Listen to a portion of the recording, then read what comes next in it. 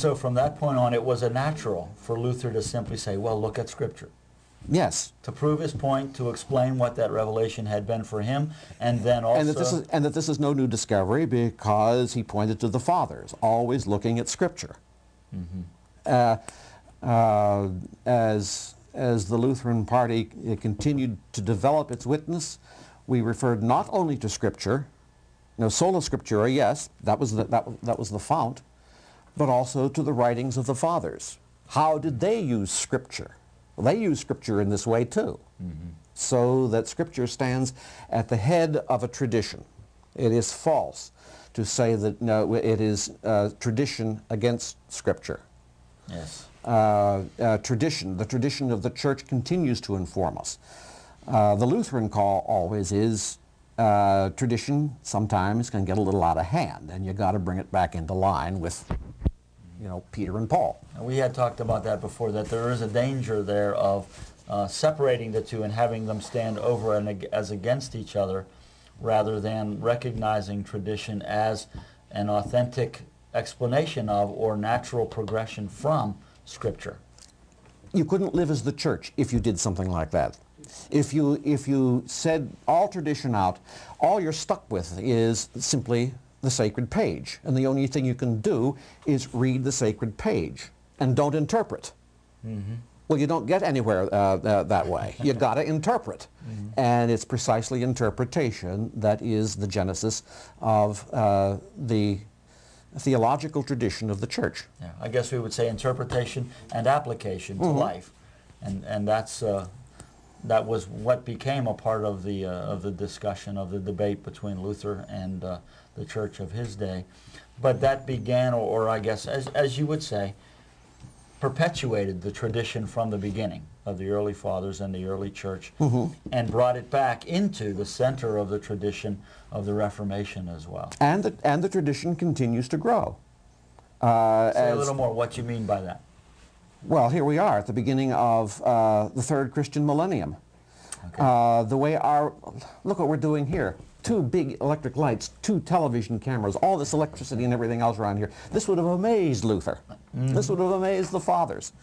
Why do these things work? We know so much more about our world today and about the created order. We just simply can't come at it as naively as we did before, when just about the best source we had to answer the question, how did God make the world, was to look at the first chapters of Genesis. Okay, there we are.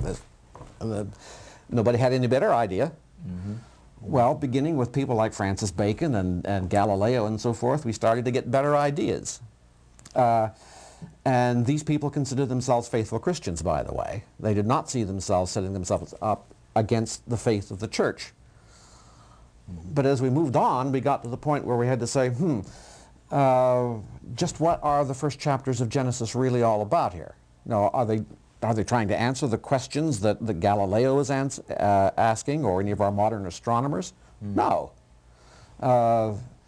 And the rise of science was good for the Church in that it made us turn around and take a hard look at our tradition and what it is we really want to say about creation. It does not deny the faith. Faith and science are, as far as I'm concerned, natural allies. Science keeps faith from saying stupid things. Faith keeps science from saying idolatrous things.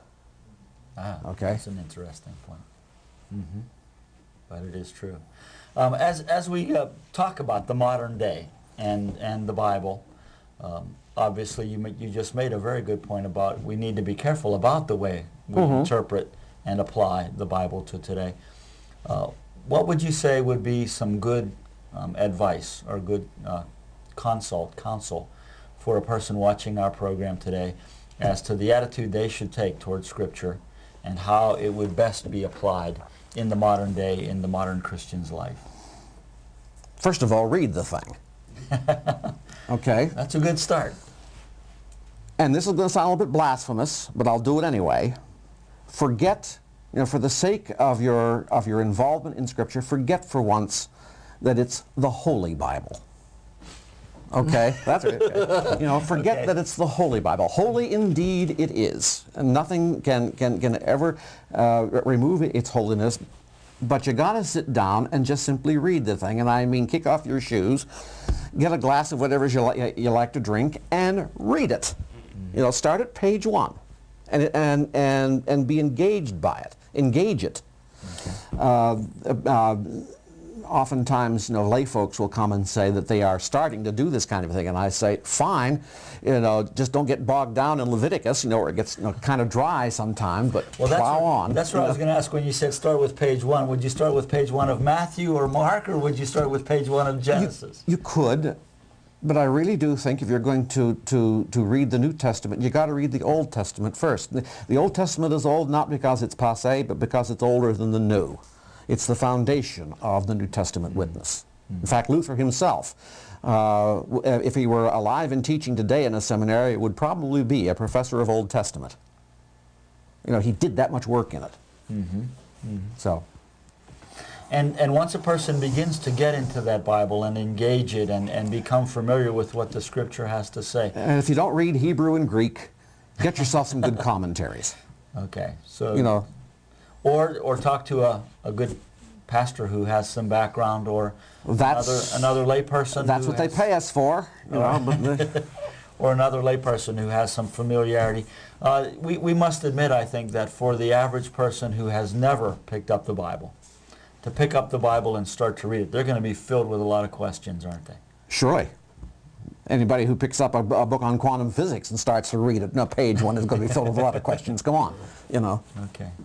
I think that's an interesting point, though, that we sometimes say to people, read the Bible and, you know, you'll get the answers, or you'll know. But sometimes it isn't exactly that simple. Well, yeah, and then after a while, that's where you have to start making peace with the fact that it really is the Holy Bible, and that it is the church's, it is Israel's and the church's book. And you should maybe once refer to Israel and the church to find out what this is all about. You know. Very good. Well, I'll tell you, Bob, I think we've gotten ourselves off to a good start in this series, looking at Scripture, its place in history, its role in the church, and its offering the opportunity that it does for growth in the Christian life.